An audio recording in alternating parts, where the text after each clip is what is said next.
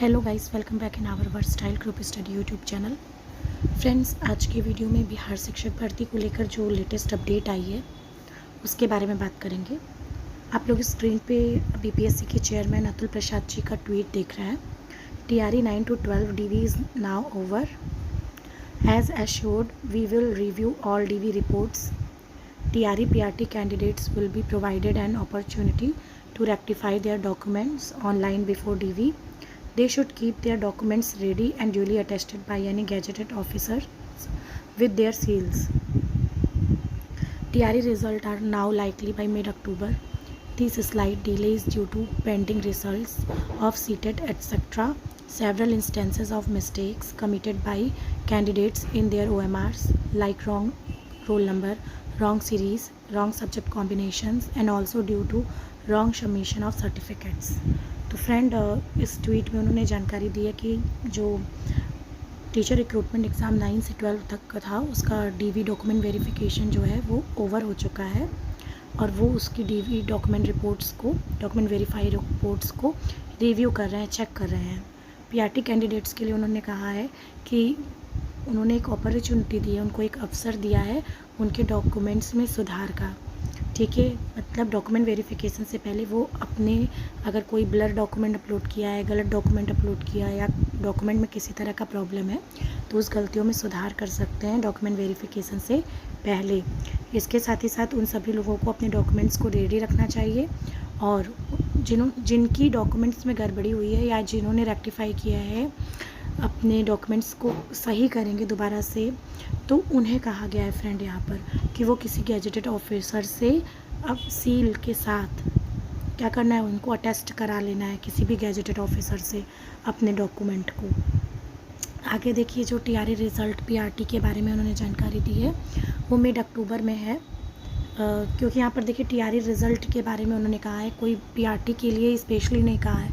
तो इस मतलब जितना भी टीचर रिक्रूटमेंट एग्ज़ाम का रिज़ल्ट है, टीजीटी पीजीटी हो या पीआरटी हो, तो सारे के बारे में उन्होंने जानकारी दी है।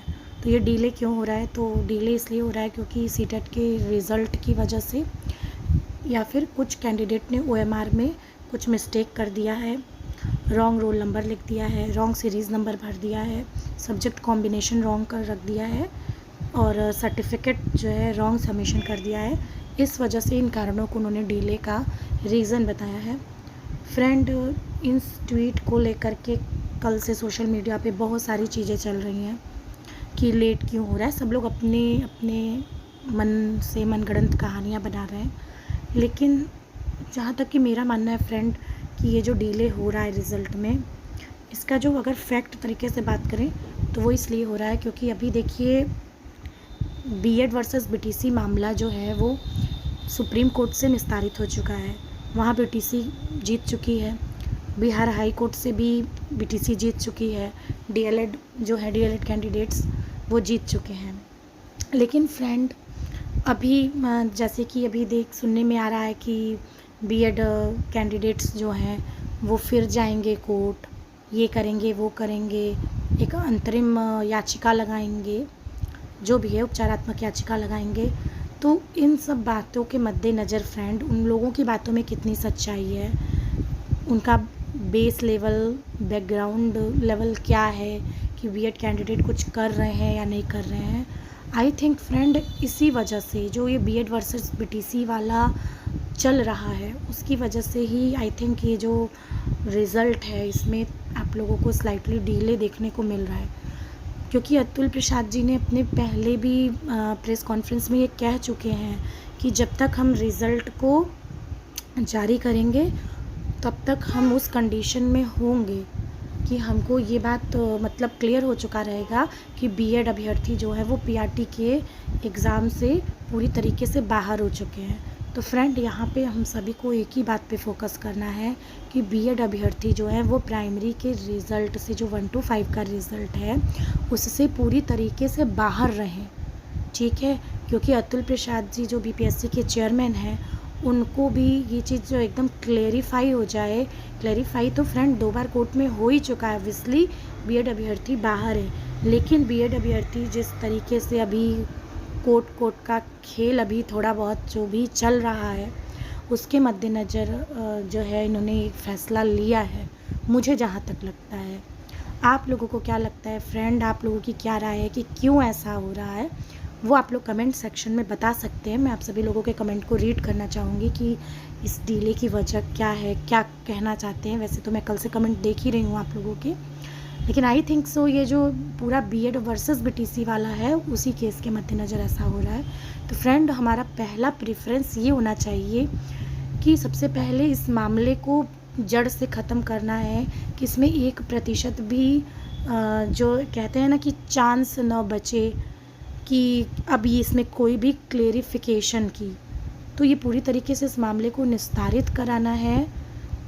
अब इसको जब तक ये पूरा निस्तारित हो जाएगा तब ये बीपीएससी के चेयरमैन हो या फिर बिहार सरकार हो या फिर कोई भी हो, ये पूरे भारतवर्ष में कोई भी किसी भी बीएड अभ्यर्थियों के पास कोई भी पॉइंट न बचे कि इसको कोर्ट में ले जाएं, फिर फंसाएं या कुछ भी आगे मतलब इसको एक्शन प्ले किया जाए।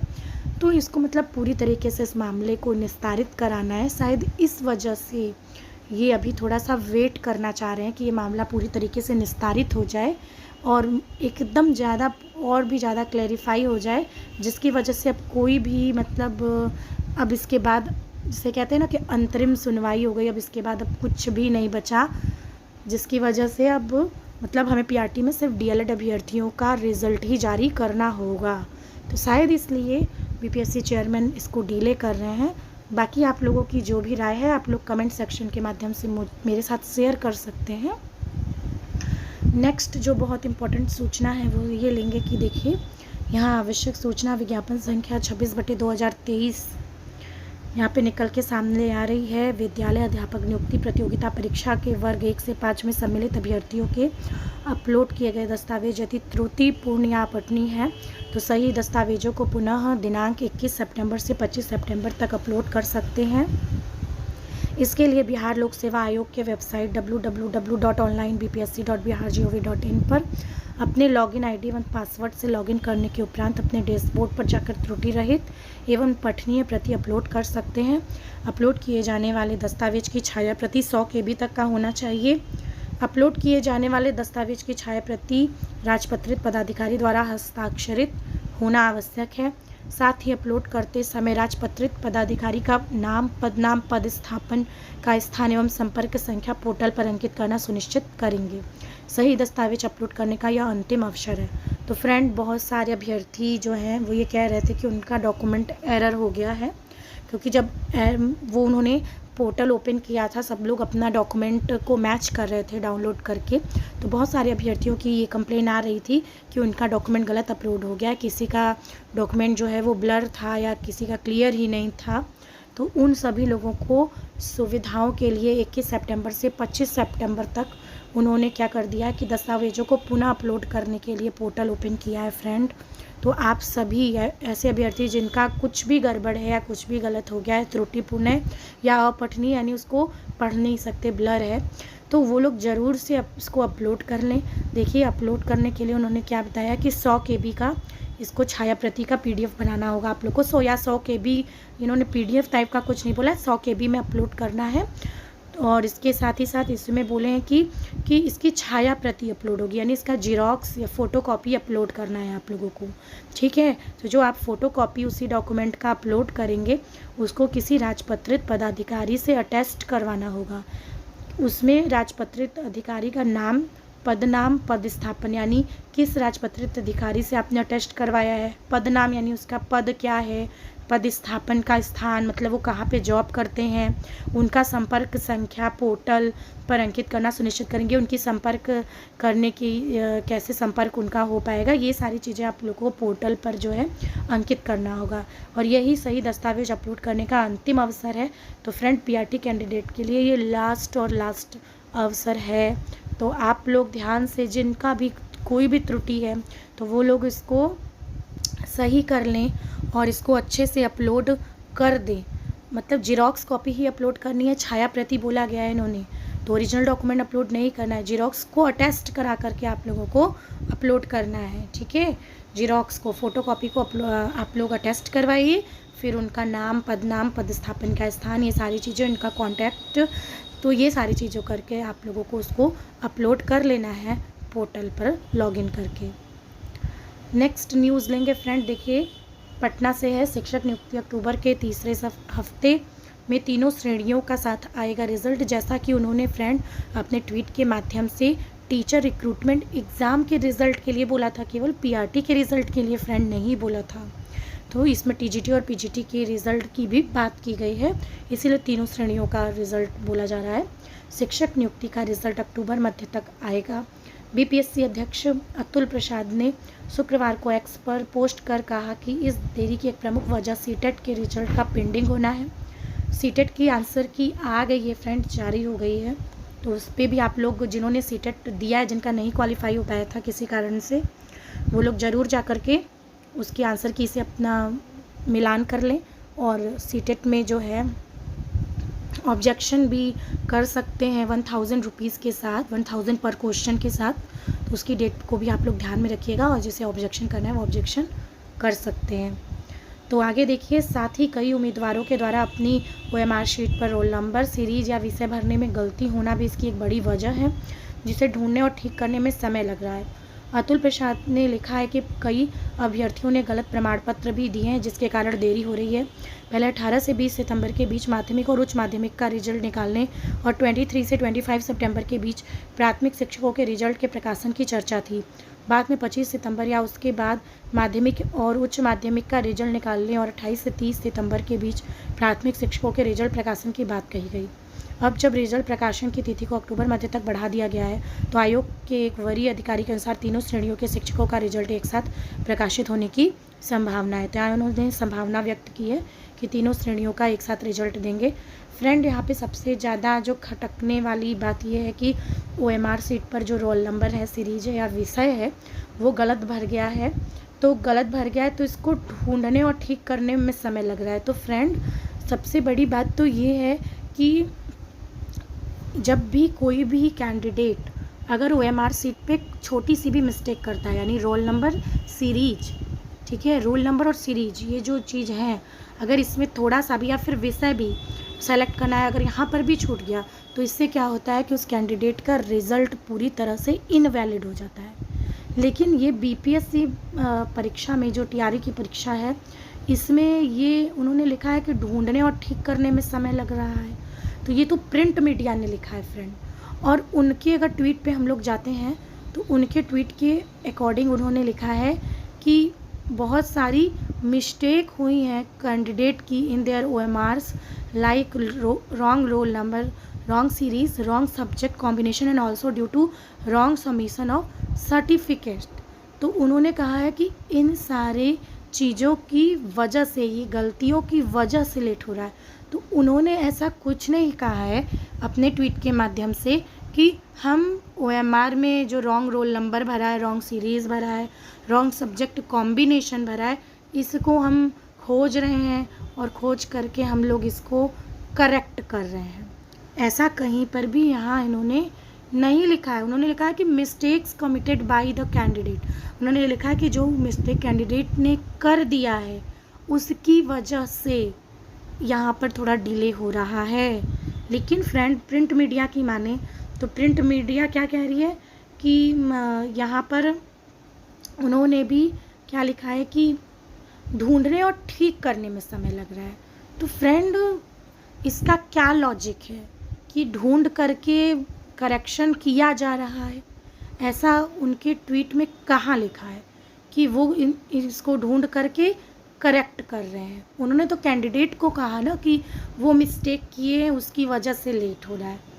तो फ्रेंड, इसमें सबसे इजी वे तो यही था कि जिनकी मिस्टेक हो गई है अब उनके रिज़ल्ट को इनवैलिड कर देना चाहिए, क्योंकि जितनी भी OMR बेस्ड एग्ज़ाम होते हैं ज़्यादातर केसेस में यही होता है कि जिन भी अभ्यर्थियों ने गलत भर देते हैं रॉन्ग रोल नंबर, सीरीज या फिर सब्जेक्ट कॉम्बिनेशन, तो वो लोग क्या करते हैं कि उस समय उनका OMR इनवैलिड हो जाता है, उसको इनवैलिड करार दे दिया जाता है और उनके रिज़ल्ट को रोक दिया जाता है। दूसरी बात कि सीटेट की रिज़ल्ट की वजह से डिले होना, तो ऑब्वियसली सीटेट का रिज़ल्ट जल्दी ही आएगा। और रॉन्ग सबमिशन ऑफ सर्टिफिकेट, जिसके लिए करेक्शन विंडो ओपन कर दी गई है। फ्रेंड आप लोग देख सकते हैं करेक्शन विंडो यहाँ पर ओपन कर दी गई है 21 सितंबर से 25 सितंबर। तो आप लोग दस्तावेज गलत अपलोड कर दिए हैं, तो वहाँ आप लोग करेक्ट कर लीजिए, ये क्योंकि लास्ट मौका होने वाला है। लेकिन फ्रेंड ये जो थोड़ी सी बातें प्रिंट मीडिया में आ रही हैं बढ़ा चढ़ा करके कि ढूंढ रहे हैं, ढूंढ कर सही कर रहे हैं, तो ये मुझे इसका लॉजिक कुछ समझ में नहीं आ रहा है कि प्रिंट मीडिया किस बेसिस पे ये चीज़ें छाप रही है। आपके पास क्या प्रूफ है कि वो MR करेक्ट कर रहे हैं, ढूंढ रहे हैं? तो इस तरीके से बेसलेस जो आप लोग चीज़ें चला रहे हैं, तो इसको कम से कम नहीं चलाना चाहिए।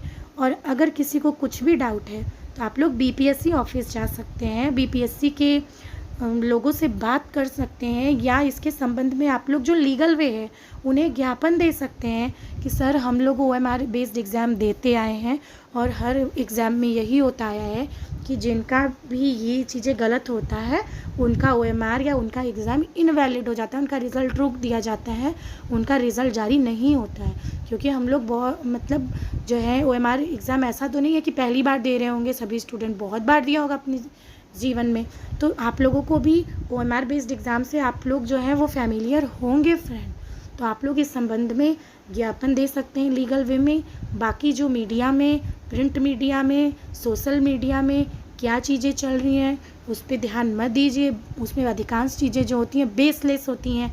जब OMR एक बार फिल हो गया तो उसको करेक्शन किया ही नहीं जा सका। उसको किस बेसिस पे वो करेक्ट करने के लिए लिख रहे हैं, किस बेसिस पे करेक्ट हो ही नहीं सकता फ्रेंड।